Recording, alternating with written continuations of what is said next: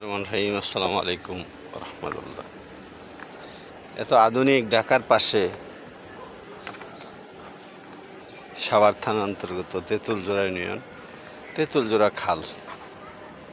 এই খালে একটা এখনো বাঁশের সাঁকো বিদ্যমান আছে। এটা একটু হলেও আমাদের ছোটবেলার নস্টালজিয়ায় ফেরত যাই। ঠিক আছে, এখানে যে আরেকটা এটার বিকল্প কাঠের পাটাতন দিয়ে এটা তৈরি করা হয়েছে। এই দেখেন, এইখানে এটা দিয়ে বাচ্চারা খুব অনায়াসে যেতে পারে, কিন্তু ওইটা বাচ্চারা যাইতে একটু কষ্ট হয়, এটার মধ্যে আবার হয় না। এই যে